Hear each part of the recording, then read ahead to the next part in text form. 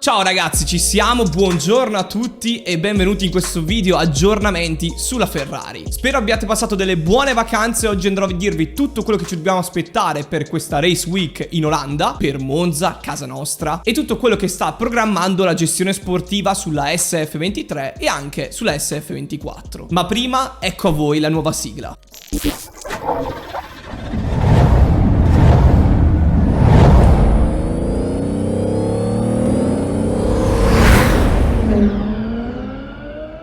Ok, mettiamo da parte la tazza e ora parliamo di cosa porterà Ferrari effettivamente in pista. In questa pausa estiva molto calda si è parlato di tutto su Ferrari, dall'estensione di contratto di Leclerc, a Sainz che dovrebbe andare in Audi, ha già un precontratto per il 2026, ai grandi sviluppi che arriveranno nelle prossime gare. Ci si aspetta qualcosa in Olanda, qualcosa di grande per Monza, con anche una livrea speciale dedicata alla vittoria della 24 ore Le Mans e anche altri aggiornamenti per settembre-ottobre. Ma analizziamo tutto step by step. Prima, come sempre, vi ricordo di lasciare un like, di iscrivervi e attivare le notifiche se non l'avete ancora fatto, per rimanere sempre aggiornati su tutte le notizie sul motorsport e sui motori in generale. Esce un video ogni giorno alle 14. Vi ringrazio di cuore tutto il supporto, siamo arrivati anche a 30.000 follower su Instagram, quindi seguitemi anche lì se non lo fate ancora, che ogni 2 giorni pubblichiamo dei reel divertenti con curiosità molto interessanti. Detto questo, la scuderia Ferrari ha come obiettivo arrivare seconda nel campionato costruttori a fine anno. Attualmente tra Mercedes, che è seconda con 247 punti, e Ferrari, che è terza con 196, ci sono 51 punti di differenza. 2 vittorie con un giro veloce. Non sono tantissimi punti da recuperare in 10 gare, quindi la corsa al secondo posto per Ferrari non è impossibile, anche se dal mio punto di vista è molto più fattibile che Mercedes arrivi seconda a fine anno, perché la vedo più forte nell'arco del campionato su diversi circuiti rispetto a Ferrari. C'è da dire che Ferrari però ha ripreso Aston Martin, che sembrava qualcosa di impossibile a inizio stagione. Infatti nella classifica costruttori Aston Martin ha 196 punti, Ferrari 191, e quindi ci sono solamente 5 punti di differenza. E sono sicuro che Ferrari riuscirà a essere terza forza, perché attualmente è superiore a Aston Martin, che corre con Alonso principalmente, che è quello che porta a casa i punti, mentre Ferrari riesce a portare tanti punti con entrambi i piloti. Ma nonostante ciò Ferrari continuerà a aggiornare la SF23 fino al GP d'Austin negli Stati Uniti, con una serie di piccole modifiche che partiranno dall'Olanda. E il pacchetto più grande di aggiornamenti ci si aspetta di vederlo a Monza, con una modifica soprattutto della parte posteriore, nuova ala basso carico che andrà a riprendere quella che abbiamo visto per esempio a Baku, ma anche in Belgio, e avrà anche un flap del DRS più grande come quella di Red Bull, in modo da aumentare l'efficienza aerodinamica. In questa pausa estiva Ferrari si è focalizzata molto sullo stallo del posteriore, che è un elemento critico per la gestione delle gomme nel retrotreno, cercare di combinare l'elemento del diffusore della beam wing e dell'ala posteriore in modo che non creino turbolenze. E questi 3 elementi andranno quindi modificati nelle prossime gare. Finora abbiamo visto una SF23 che si è comportata bene nelle piste dove c'è stata la sprint race, dove quindi hanno portato il setup da casa senza svilupparlo poi in pista e modificarlo, e questo è un elemento importante. L'ultimo podio in Belgio di Leclerc ha convinto Ferrari e si vede che sta lavorando molto. C'è anche un elemento importante, che a Maranello attualmente c'è un clima molto severo, si cerca di lavorare ogni giorno al massimo e non si va contro le decisioni al vertice, altrimenti addirittura si rischia di perdere il posto di lavoro. Questi sembrano rumors, ma comunque sappiamo che c'è tanta pressione attualmente a Maranello, anche a causa degli scarsi risultati portati dalla SF23. E Ferrari quindi continua con gli aggiornamenti per 2 motivi. Il primo, cerca di utilizzare tutto il budget cap a disposizione. Sappiamo anche che a breve sapremo l'esito della verifica del budget cap 2022. Si era detto che c'erano 3 team che l'avevano sforato, vedremo se sarà effettivamente così e quali conseguenze subiranno da parte della FIA, con Domenicali che ha detto che vuole sicuramente delle sanzioni sportive per chi ha infranto il budget cap. Vedremo se sarà di parola. Secondo me Ferrari non avrà mai nella vita sforato il budget cap, perché l'anno scorso ha iniziato molto presto a progettare la macchina del 2023, abbandonando lo sviluppo della F175, e soprattutto l'accordo fatto con la FIA ancora sul motore del 2019 ha delle conseguenze molto pesanti in Ferrari, soprattutto nell'era di Binotto che è durata fino all'anno scorso, che impedisce a Ferrari di rischiare di infrangere le regole. Quindi da Zandvoort in Olanda in poi vedremo tanti aggiornamenti di Ferrari, magari qualche piccolo aggiornamento in diverse piste, invece aggiornamenti più importanti per Monza per esempio, che oltre alla modifica del posteriore che vi ho detto prima, si andranno a modificare modificare ancora una volta le pance. Abbiamo visto il primo step a Barcellona con delle pance con effetto downwash che vanno verso il basso, cercare di avere più aria che arriva nella zona del diffusore e anche della beam wing, uno stile che ha iniziato Red Bull e che poi hanno seguito tutti i team, da McLaren, Alpine, arrivando anche a Mercedes, Aston Martin. Voglio anche però riportare una cosa importante, perché Giuliano Duchessa, che è molto vicino alle fonti di Ferrari, ha anche smentito l'arrivo di queste nuove pance per Monza. Quindi vedremo, perché ci sono delle notizie in contrasto tra di loro. Duchessa dice che arriveranno degli aggiornamenti per Giappone e Qatar che non riguarderanno le pance, e quindi vi dico, le modifiche che vi ho detto prima ci saranno, ma quella sulle pance da prendere un po' con le pinze. Non abbiamo la certezza al 100% di questa notizia. La guida di Cardile continua sullo sviluppo della SF23 per cercare di migliorarla e avere più conoscenza dei dati che poi verranno applicati anche allo sviluppo della SF24. Per Monza vedremo anche ovviamente la dedica alla 24 ore Le Mans vinta da Ferrari. Abbiamo già visto degli spoiler di Leclerc con quel numero 16 in giallo, come anche quello di Sainz col 55. Sicuramente per la dedica della 24 ore Le Mans ci sarà una livrea rossa e gialla, e vedremo anche il merchandising che uscirà. Fatemi sapere nei commenti se lo acquisterete anche voi. Io mi sa che cadrò in tentazione probabilmente, come ho fatto anche l'anno scorso. Detto questo, a Monza, oltre alla modifica delle pance, vedremo anche il via libera a una mappatura del motore della Power Unit più potente, per cercare di sfruttare al massimo il motore della rossa, stando ovviamente nei limiti dell'affidabilità. E ve lo dico chiaramente, Ferrari in Olanda farà un pochino più di fatica, essendo un circuito con tante curve veloci che potrebbe esaltare le caratteristiche più di Mercedes. Ma a Monza, che è una pista dove conta avere una vettura con poco drag, quindi poca resistenza aerodinamica, mi aspetto una Ferrari molto forte, come abbiamo visto anche in Belgio, e quindi l'obiettivo deve essere lottare per il podio e presentarsi come seconda forza. Se non sarà così, possiamo dire che sarà una delusione. Certo, rimane l'incognita ancora della gestione delle gomme, che però abbiamo visto in Belgio con la gara di Leclerc. Questa problematica dell'usura delle gomme è stata ridotta quasi a zero. Abbiamo visto un passo molto costante della rossa, e così deve essere anche per Monza. Come vi ho detto prima, arriveranno degli aggiornamenti per settembre-ottobre sulla SF23, e si vocifera di già che le modifiche che arriveranno sulla SF24 saranno in stile Red Bull, quindi si andrà su quella visione di monoposto con iconi anti-intrusione posizionati sul fondo, undercut più vistoso, beam wing più voluminosa per cercare di avere più carico al posteriore, eccetera eccetera. Ma si avranno anche delle soluzioni proprie, come abbiamo visto per esempio l'S-Duct, che è stato presentato a Ferrari quest'anno. E mi avete chiesto in tantissimi in questa pausa estiva: ma parlaci dei contratti di Leclerc e Sainz e anche dei nuovi tecnici che arriveranno a Maranello. Su Leclerc vi dico che al 100% rimarrà in Ferrari. Ci sono stati degli scambi informali sul contratto, ma nulla di ufficiale, ma arriverà il rinnovo a tempo debito. Leclerc è stato contattato anche da altri team, ma non è interessato ad andare via. Su Sainz sembra che abbia un precontratto per Audi nel 2026, e di ciò non mi stupirei, ve l'ho detto anche qualche video fa. Sainz è meglio che faccia il primo pilota in un altro team più che stare in Ferrari per fare il secondo pilota. Questo secondo il mio punto di vista, e forse anche secondo il suo. In Ferrari abbiamo bisogno di un altro secondo pilota, che vedremo prossimamente. Per i tecnici che arriveranno in Ferrari vedremo sicuramente Loic Serra, che arriva da Mercedes, e in questi mesi Vasseur sta puntando a prendere altri tecnici che arriveranno nel 2024 e 2025, prima del cambiamento al regolamento del 2026. Si parla anche di diversi tecnici che dovrebbero andare da Maranello ad Alpine, per esempio, che è un Binotto che attualmente è sul mercato e Alpine lo vorrebbe prendere come team principal, e anche Luigi Fraboni. Ricordiamo che Luigi Fraboni è l'attuale Head of Power Unit Operations, è in Electronics della Rossa. Un'altra cosa importante a commentare sono le dichiarazioni di Vasseur, che ha detto che la SF23 migliorerà di 2 decimi a settembre, altri 2 decimi, quindi 4 totali ad ottobre, e altri 4 decimi, quindi 8 decimi totali nel 2024. Può essere qualcosa di realistico, se l'ha detto poi anche Vasseur, ci sta, però il punto rimane sempre uno: bisogna vedere quanto migliorano gli avversari, perché se tu migliori di 8 decimi ma qualcun altro migliora di un secondo e mezzo, vedi che i tuoi 8 decimi non servono a nulla. Quindi queste dichiarazioni, ok, sono incoraggianti perché c'è un miglioramento, ma lasciano il tempo che trovano, oltre a essere solamente dei dati al simulatore. Concludo questo video aggiornamenti di Ferrari dicendovi una cosa importantissima. Dal mio punto di vista c'è una soluzione pratica per risolvere gran parte dei problemi di Ferrari, che sarebbe una decisione molto drastica, che andrebbe anche in contrasto con molti tifosi, ma che secondo me farebbe il bene della gestione sportiva, ovvero spostare la sede sportiva del team di Formula 1 in Gran Bretagna. Questo per avere un contatto più diretto con i competitor, Red Bull, Mercedes, McLaren, Aston Martin, avere più ingegneri inglesi nell'era di Michael Schumacher, con Rory Byrne e Pat Simon come ingegneri e soprattutto si avrebbero più informazioni in tempo veloce sullo sviluppo della Galleria del Vento, su aggiornamenti che portano gli altri team, essendo tutti concentrati nella stessa zona, in Gran Bretagna, vicino a Silverstone. Questa proposta di spostare la sede è stata anche ribadita da Eddie Jordan e sono d'accordo con lui, e di questo punto voglio sapere anche la vostra opinione. È qualcosa che potrebbe risolvere i problemi di Ferrari? È fattibile? È una mossa irrealizzabile in questo momento? Sono curioso di leggere e rispondere a tutti i vostri commenti su questo punto e anche sugli aggiornamenti di Ferrari. Questo è tutto quello che avevo a dirvi su Ferrari, cosa vedremo nelle prossime gare. Bentornati a tutti dopo questa pausa estiva e ora si riprende al 100%. Qui da Rastro è tutto, ci vediamo a un prossimo video.